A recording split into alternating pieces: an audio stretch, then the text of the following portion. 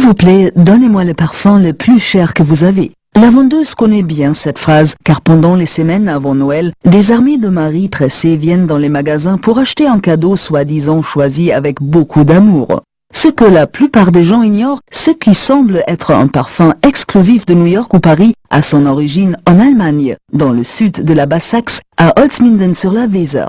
Mais consolez-vous, les habitants de Holzminden ne le savent pas non plus. Noël, époque des parfums, époque des questions. Que vais-je offrir? La dernière solution est souvent un parfum. Hommes et femmes s'en réjouissent. Le parfum nous rend agréable au nez des autres, nous donne un flair international. En fin de compte, les parfums viennent des métropoles célèbres du monde. C'est du moins ce que promettent les emballages. Il faut que ça soit à New York, Paris, pour que le parfum fasse vraiment effet.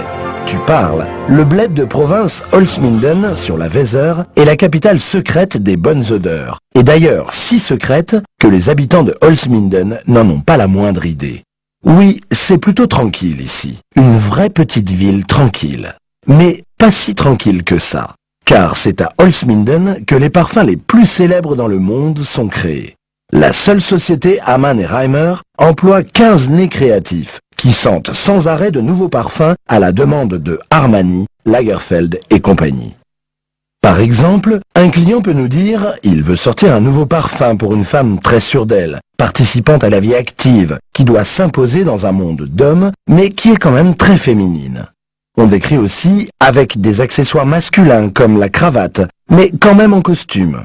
Alors, nous essayons de nous mettre dans le contexte de ce groupe de clientèle. Réfléchissons comment cette cliente voudrait sentir et alors nous créons un parfum.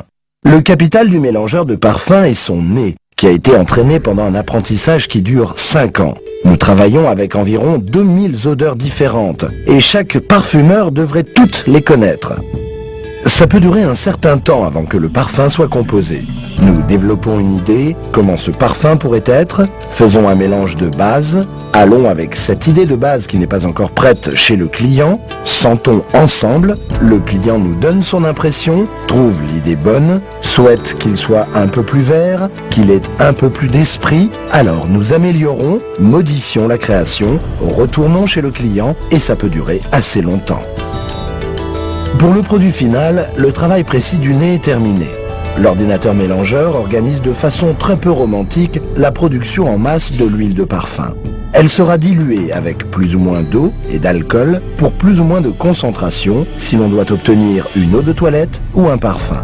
Ceci ne se passe plus à Holzminden, mais peut-être vraiment près de Paris ou de New York. Quels parfums sont actuellement dans le vent ?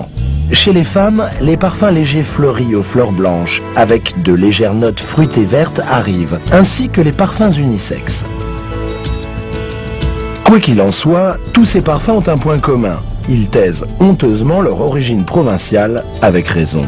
Car quelle personne qui se parfume veut savoir qu'elle n'a pas l'odeur de Tokyo, Milan ou Paris, mais l'odeur de Holzminden sur la Weser.